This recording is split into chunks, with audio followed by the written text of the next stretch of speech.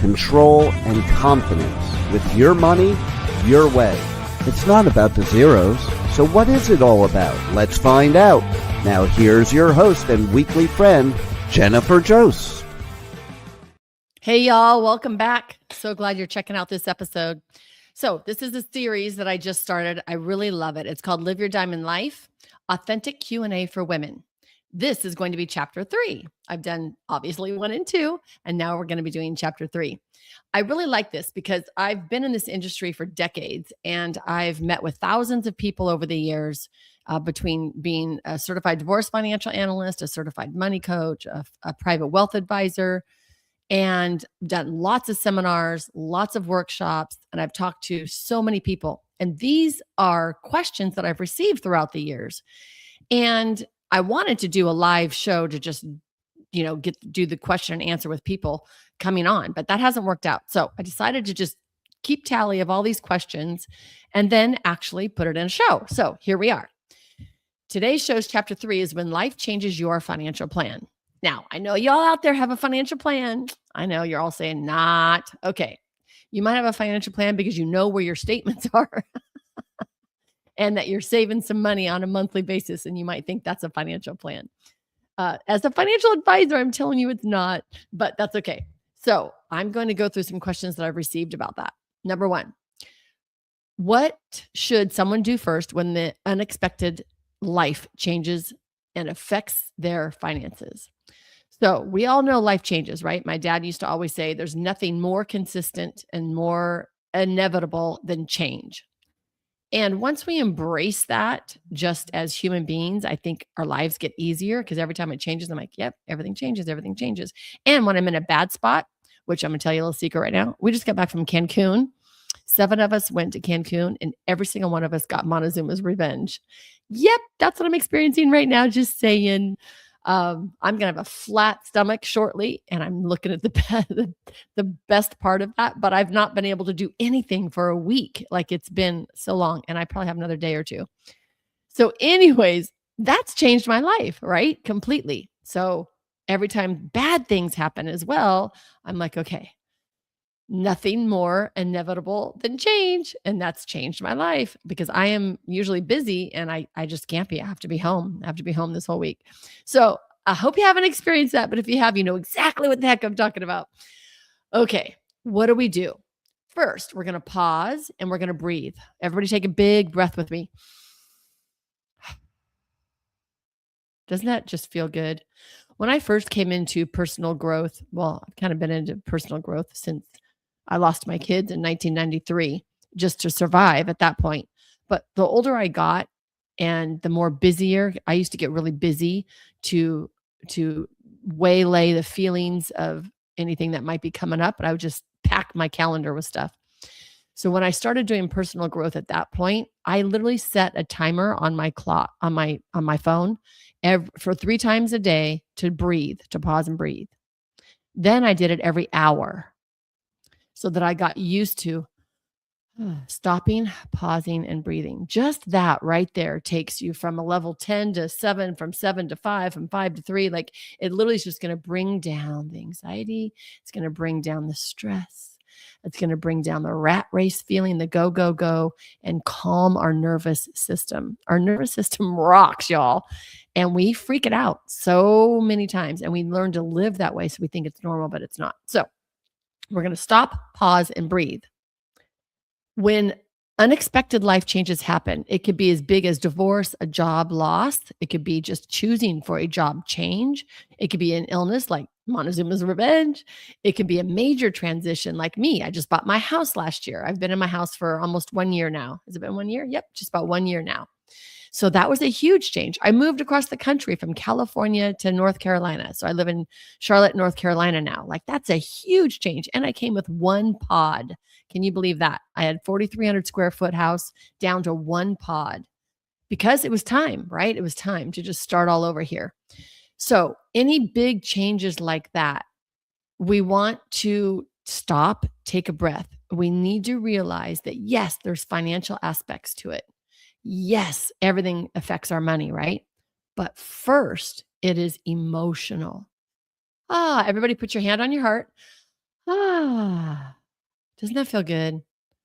I just love this. I love doing this. I love doing this in the sun. I love doing this before I go to bed. I love this doing this in the shower just to relax. It literally just makes me relax. As soon as I do that, I'm like, I'm safe. I'm calm. I'm okay.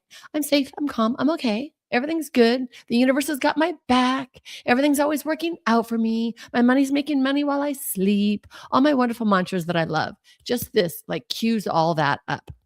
So this change is going to affect us emotionally. We have to know that first. We have to give ourselves permission to slow down, calm our nervous system, settle in, and we can make the decisions from that place. When we are up here, angry, stressed, anxious over here, we don't want to make a decision from that height of stressful energy, because that decision is going to bring us more of that, which we don't want.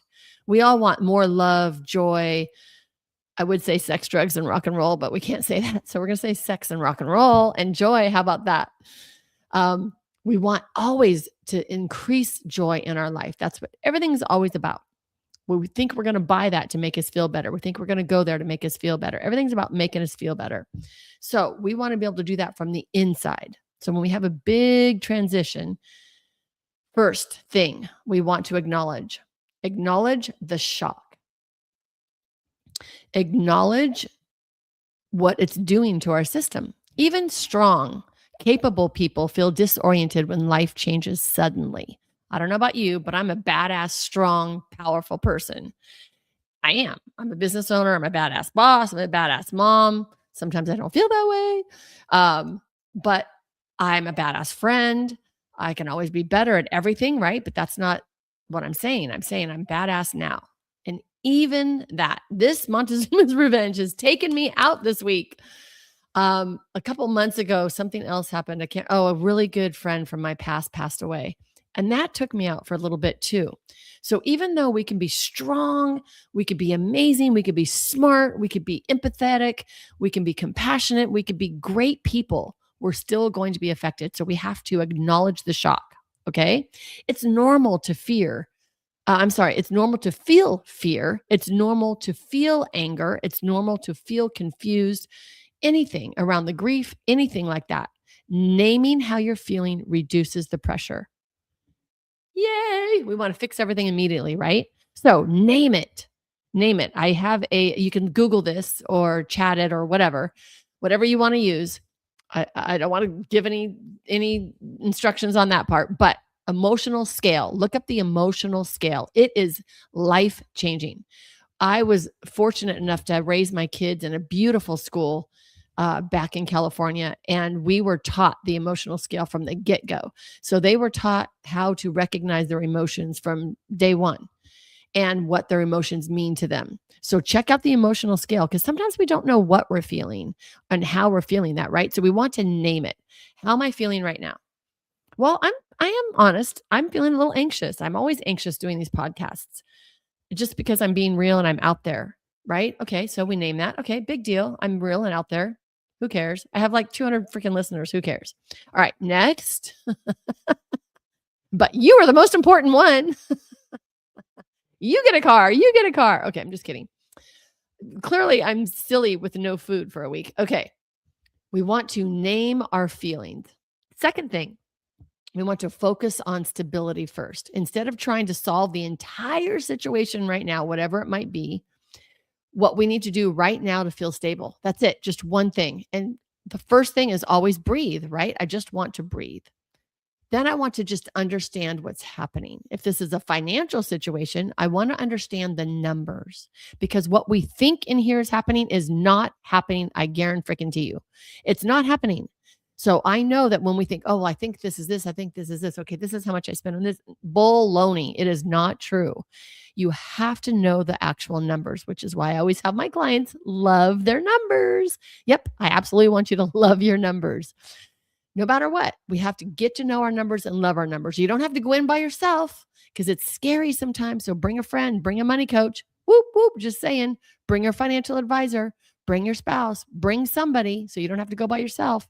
And this is not doing this with shame or blame. This is doing it with just to get to know the actual facts. Once we understand the facts is when we can make a change. I hope that makes sense. So we need to get some organization going, right? Number 3, gather the information without judgment. We're not judging. We're not looking at that going, oh, I can't believe I did that. I can't believe you did that. If it's a spouse or whatever, we just want to gather all of our statements, gather our account balances, our bills, our income sources, and we just want to be aware of it, not blaming it. So I have a big spreadsheet that I have with all of my commitments. I call them commitments because it's my choice if I want to pay that electric bill or not. It's my choice. I can always write a thing on there. Thank you. I'll pay you next month. Thanks for the electricity. And I don't know about you, but especially this week, I have loved my water, right? I've loved my toilets. I loved my water because that's what I've been drinking.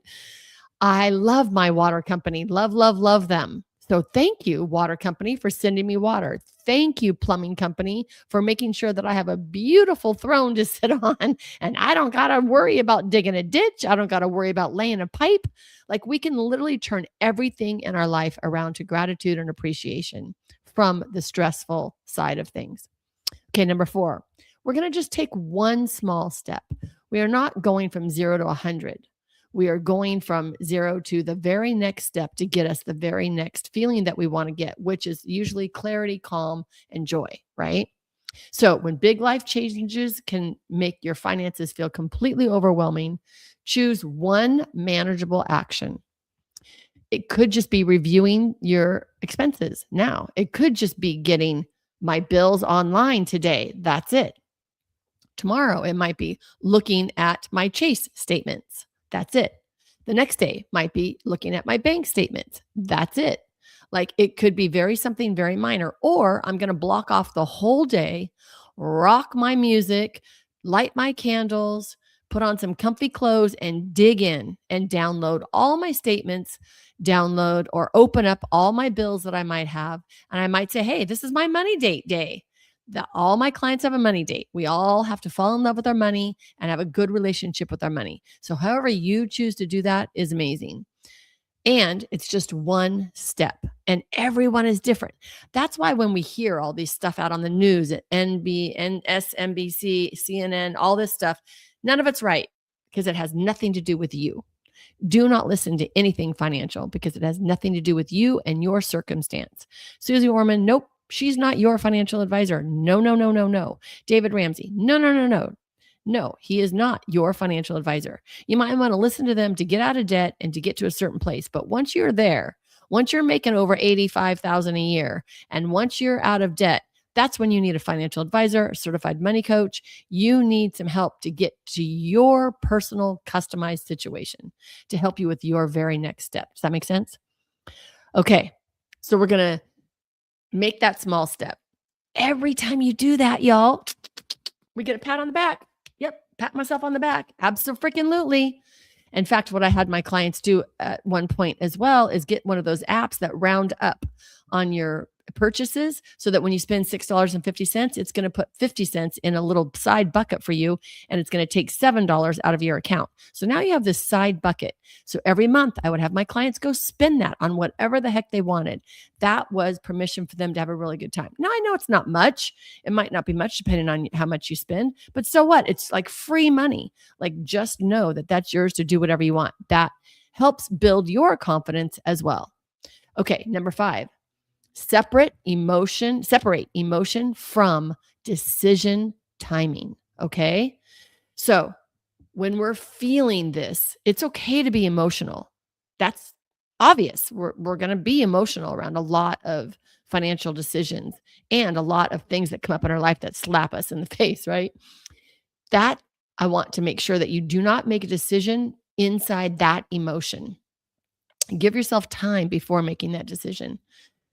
Major decisions as well. Investments, housing, long-term plans. These are big things that affect your life, right? So make sure it's not coming from the emotional heightened state. We want to separate that from the timing. You do not have to make a decision right this second. Now, sometimes we do need to make decisions immediately, right? Like we only have a certain amount of time. I know clients that say, I will never make a decision that same day. They always sleep on it, no matter what. 24 hours, they sleep on it. Now, I'm a money coach, right? So I've hired several coaches in my life. And there's a lot of coaches that give you that fast acting timing bonus to do right today, right? Which you would save that money if you made the decision today. No matter what, back away from it all. Go get in touch with your breath, get in touch with your clarity before you make any big financial decisions. I get calls all the time from my clients. Hey, I'm buying this car right now. I'm at the lot. Okay, great. Let's walk through it. Whatever it might be, right? I'm buying this coaching program. This is where I'm at. This is how I feel. This is where it's at. Even the emotional side of you think something's going to solve these emotions is not a reason to purchase it. And a lot of us in the personal growth coaching industry, we think that if I just buy this program, I'm going to feel so much better and it's going to answer all my problems. It's not. Have I bought amazing programs? Absolutely. They've been instrumental in my life, but it's not going to solve my emotional problem. In fact, the biggest program that I purchased that changed my life so much, I had to go hire another coach to handle the emotions around the first program that I purchased, which was just as much. So it's not about fixing your emotional situation. It's about getting you to your next step that you want in your life. I hope that makes sense. Okay, number 6. This is my favorite. Ask for support. Whoop, whoop, whoop. You cannot do it alone. Now, can you do it alone? Okay, maybe some people are going to do it alone, but you're going to do it less funly. Okay, is that a word? You're not going to have as much fun doing it. You're going to probably spend more money, way more time. Please, you might be able to do it faster, better, stronger, faster, Superman wise, if you ask for support. You do not have to carry all of this alone. Financial advisors, coaches, attorneys, trusted friends that can provide clarity. You might even have a mentor in your family that is living the lifestyle that you want. You might want to ask them things. Seeking help is not a weakness. Please. We go to doctors all the time with no problem. Just think of us as money doctors. We're your money doctor. We have to get underneath. And I can tell you, once I went to therapy. I've been going to therapy since 1992, off and on. And then I moved to coaches because I believe that therapy, we look back to figure out where it came from. Coaching, we put this forward.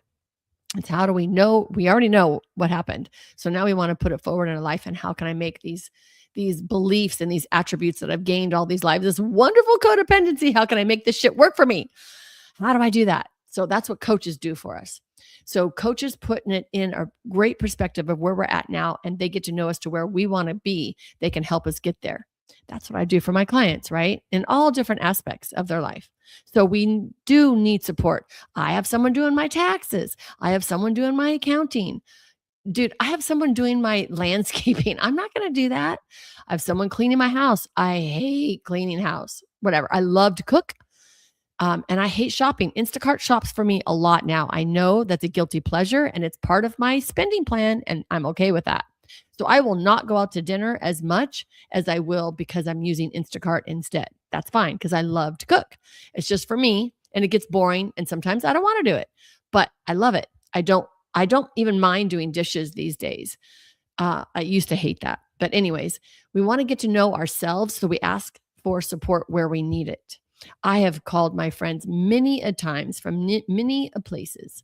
My friend Sherry just helped me with my son, Parker. This whole week, she was instrumental helping him get in his new place. Family, my stepkids are amazing. Love them so much. They helped Parker move into his place this weekend. I mean, how great is that? We all need support. Please don't try to do this by yourself. There's so many different ways that we can ask for support and receive support. And I live in an amazing new community I moved into 2.5 years ago, almost 2.5 years ago. And people are so supportive here. And we know that. And nobody abuses it. And we know that, I can't tell you how many times people have said, what can I get for you? Do you need anything this week? Because I missed so many events this week. And they're like, oh, I heard you're sick. What's going on? Do you need any help? So many. I love that. And it's like, no, I'm all good. I'm Instacarting my coconut water, my rice, bananas, all that great stuff. So, ask for support. Now, let me ask you this. When was the last time someone asked you to help them? Think of that in your head. The last time somebody asked you to help them. How did it make you feel when you did help someone? It makes us feel good. It makes us feel valued. It makes us feel purposeful. It makes us feel like we maybe know something that can help someone else, do something that can help someone else. It makes us feel good. So please don't hesitate to ask someone else for support, because you're going to give them the gift of this joy of feeling like they can help someone else. Okay. We all, and I know it's hard. It's hard for people to help us. So you can pay me to help you. How does that make it? Does that make it feel better for you? Just saying. Okay, I am so happy that you're all here, and I hope you've actually learned something, maybe heard something in a different way. I hope you laughed, because that's what it's all about. Laughter and tears go together. We heal with both. And I hope you check out my other episodes, especially in the Live Your Diamond Life Q&A. And I can't wait for you all to be able to say, I rock my finances. We appreciate you joining us today, and don't forget to subscribe to the Rock My Finances YouTube channel for more engagement and bonus content. Tell me, what is your money story? Let's find out with Jennifer right here on K4HD Radio and Talk4 TV. It's not about the zero, it's about the F word, feelings. Feelings Jennifer can't wait to explore with you next week. Until then, let's all say, I rock my finances.